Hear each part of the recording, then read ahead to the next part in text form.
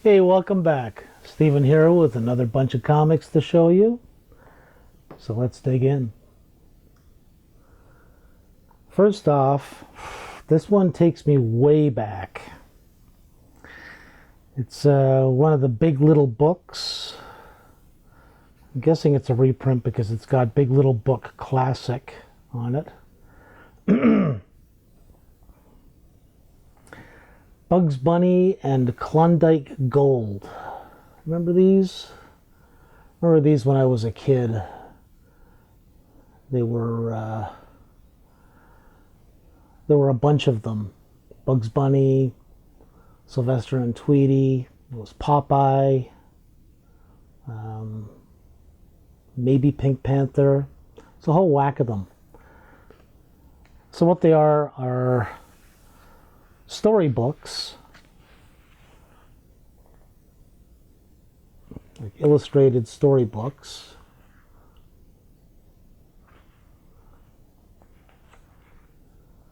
But of course, the part that intrigued me more, I'll get to that in a minute. Produced in the USA by Western Publishing Company. Whitman and Big Little Book are registered trademarks of Western Publishing Company, Inc. MCMLXXIV. Okay. Copyright MCMXLVII. Well, all I know is that I remember these from the 70s. But this is likely, because it says classic on the cover there, this will be a reprint. It's had some loving.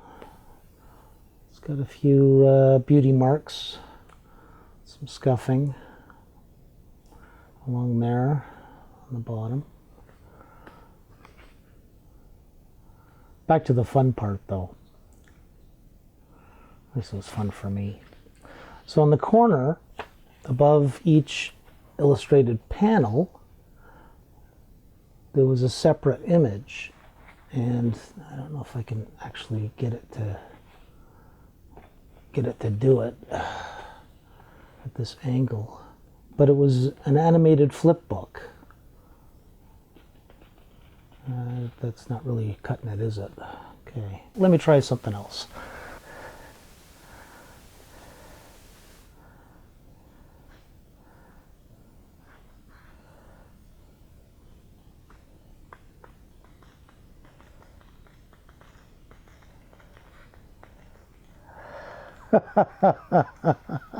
Isn't that great? Yeah.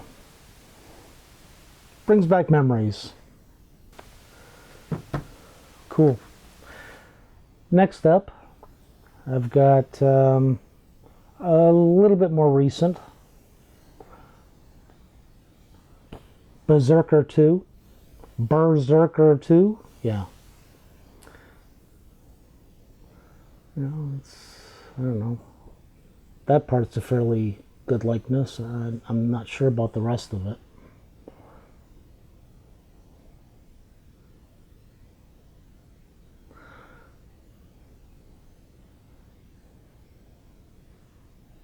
Very cool cover, though. Very nice. Nice cardstock cover. Berserker number 2 of 12, May 2021, published by Boom, printed in Canada. Written by Keanu Reeves and Matt Kint. Illustrated by Ron Garney.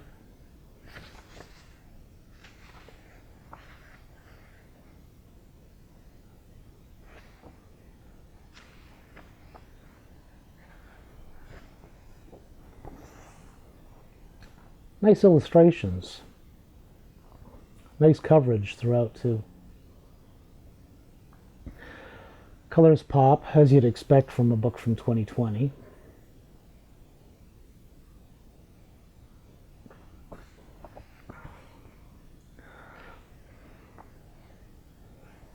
Oh, jeez. That's a little bit, well, I'll show you. I'm looking at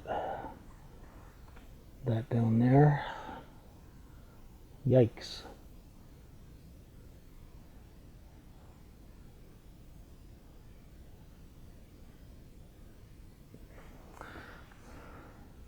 Nice condition overall.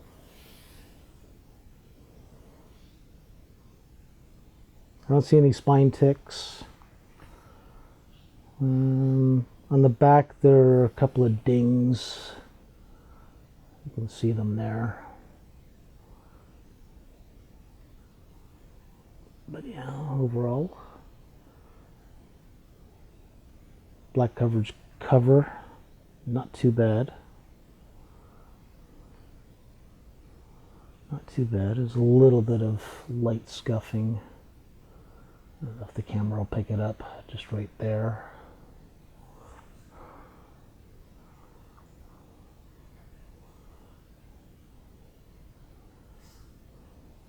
Which could have very easily just come from when it was shipped.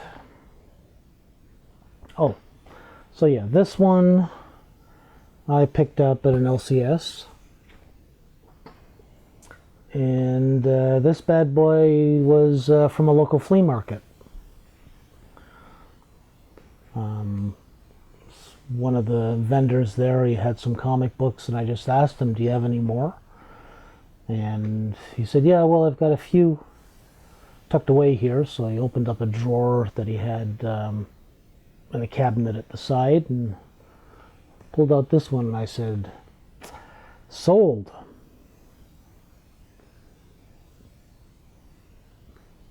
Very cool. Next I've got Spider-Geddon #1. And this is the Peter Porker variant cover.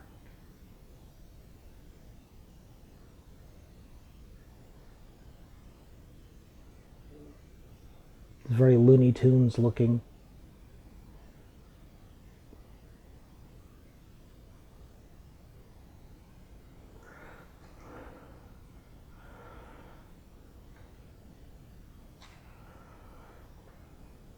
Spider-Geddon #1, December 2018.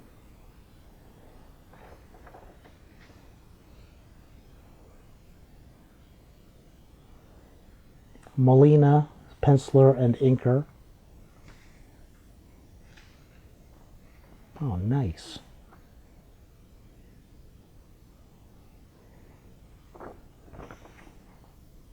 Definitely not Peter Porker inside. Not there anyhow.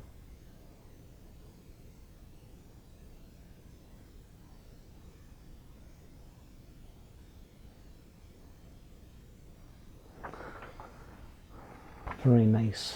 Very nice. Oh, there we go. A few pages in. And the gang's all here.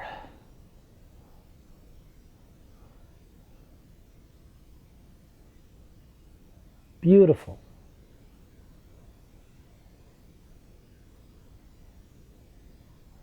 Colors just popping on this one. Beautiful, beautiful. Yeah.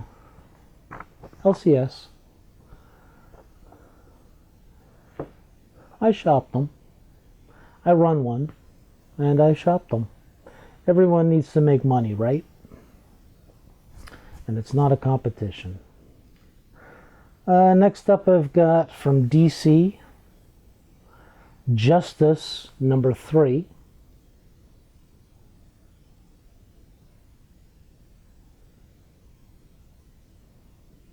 Oh, and this one, the Spider-Geddon, really not much to talk about as far as condition because it is a fairly new comic.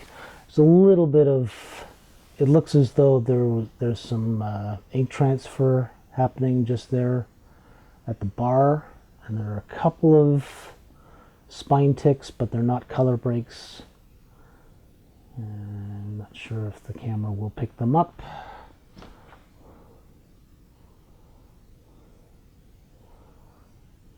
Very faint, just right here.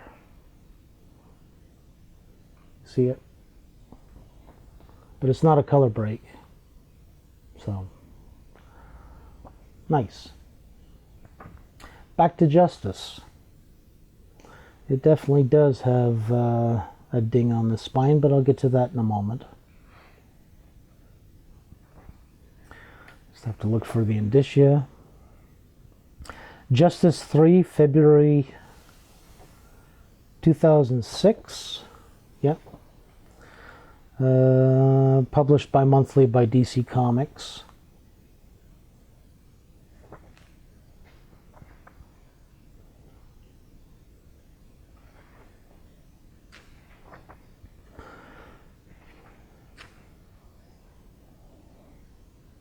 Jim Kruger and Alex Ross story. Brathwaite and Ross art. Yeah, well, you can tell right away that that's Ross.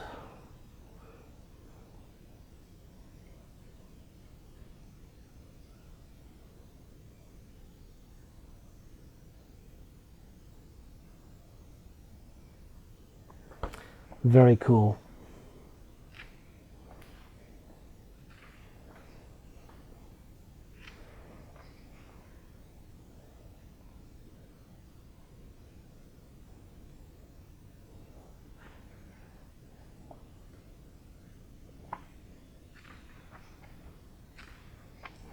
So full of ads.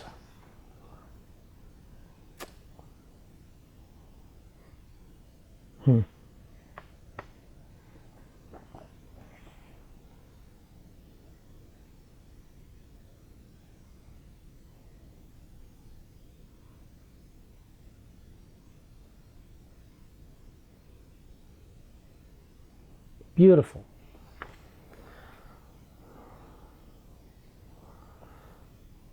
Okay. So yeah, pointy corners. There is a fairly big spine tick just right there. Get the light to hit it. Yeah. But it doesn't look to me as though it's a color break. No. There is a little bit of roughness happening along the spine just up in here. I don't know if you can see it, just little bits of white showing through the ink. You know, you can't really help the cracking there. It's going to happen. It's just the nature of the beast when you're making a book, especially with the it's a cardstock cover. But yeah, very nice. Very nice, very Ross. That was, I believe a customer brought that in, amongst other books, including this one. Just to check and see if I was interested. This one's definitely been loved. But seeing as we're getting into the spooky season, I think it's quite serendipitous that the Blair Witch Project would be the next book.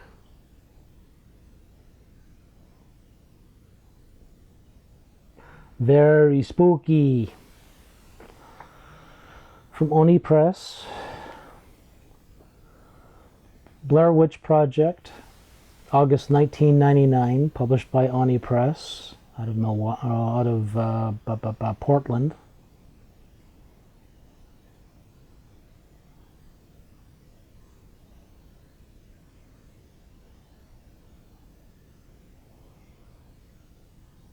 Illustrated by Tommy Lee Edwards. Oh, nice. Printed in black and white throughout inside. It's got a nice loose sketchy feel to it. I like it. I like it. Very cool.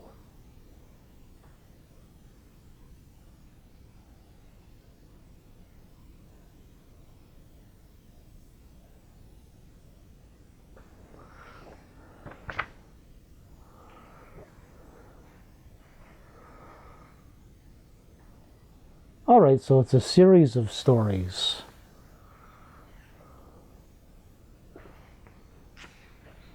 Because this next one, illustrated by Guy Davis, totally different style.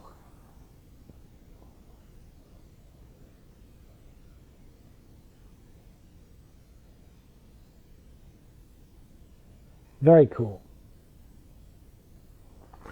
Very cool line work. Okay, so it looks as though there are 3 stories. There's the third one.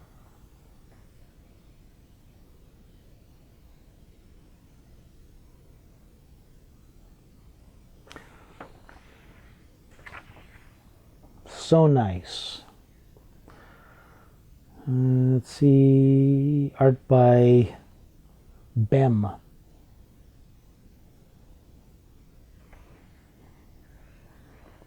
Bem. There's a bunch of stuff in the back, basically just promoting other books and a couple of movies.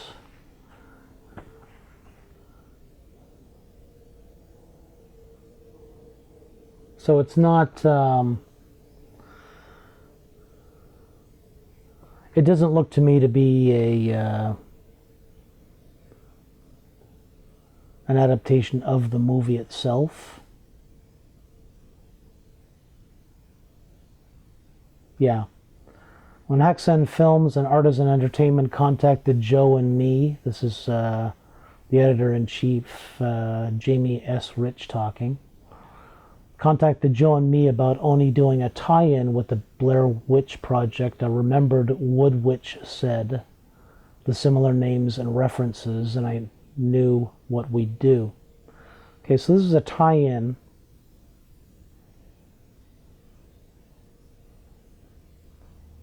That's cool. And then they use the one of the famous images from the Blair Witch Project. Hey, spooky! There's my thumbnail, maybe. It's full of spine ticks and scuffs, dings and dents, and there's some kind of goop on it as well. So it's got some beauty marks. It's been around. But I mean, it's black coverage, so you look at it sideways and it's going to have a ding in it. Right? So there's a lot of stuff going on there.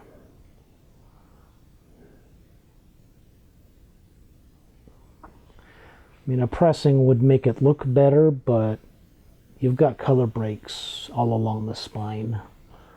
You can see that they're fairly visible, and there really isn't anything that you can do about that from an ethical standpoint. There's also some sort of goop that ended up on it there. I can actually feel it, some sort of residue that it looks as though it's damaged the front cover.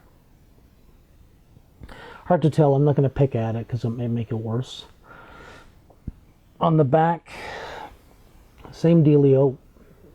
Got something happening there. Nice big kiss mark there on the spine on the back. More stuff happening.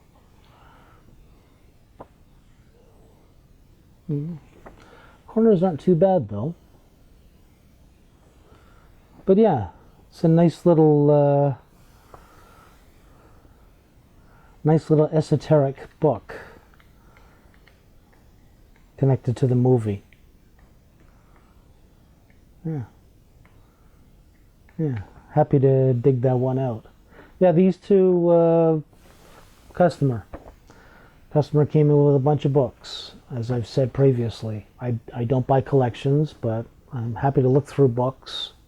And I just don't have the room to buy collections. And so I have to be that guy who cherry picks for the most part.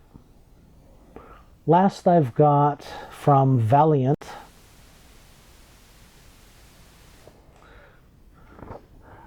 Bloodshot #2.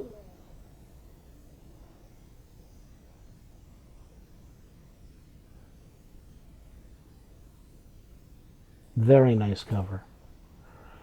Very nice. I don't think this one has actually ever been read. I'm saying that because there's nothing. I mean, maybe the light will pick up something, but I don't see... Okay, there are some dings on there, so... That's probably from storage, however it was stored. Because there are no color breaks, they're just a few little indents.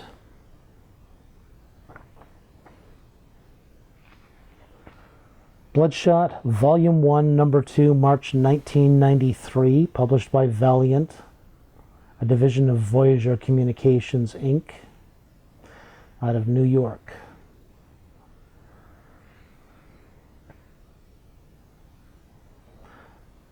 Don Perlin, penciler, Chris Ivy, inker.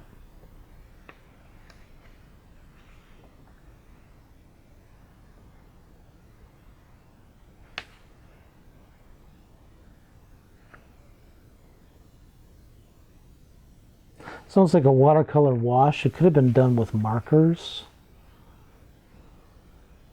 But I'm thinking it was probably... The color was probably applied with a combination. Because, I mean... See that panel there? That looks like watercolor. Right there. But it could also be marker, because I don't know if you still can, but you used to be able to get these... they were water-based markers that were like brushes. It had a long tip on it that was pointed like a brush, and you could kind of get a watercolor or wash like feel. I don't know if they're still around. I don't know, does anybody still color by hand anymore? I mean,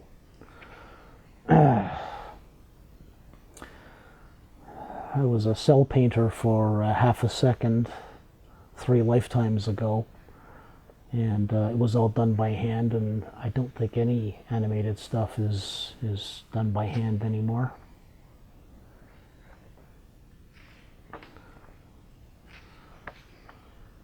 So I would imagine the same is true with comic books. I'm just trying to find a 2-page spread here. Oh, there we go.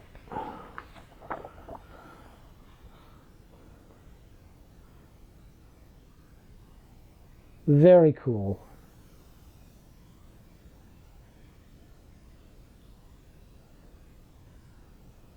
Nice clean pages. That's why I think this one probably wasn't read. Or if it was read once and then put back in storage. Just because it doesn't really have any evidence of multiple readings or a lot of handling. There's another 2-page spread.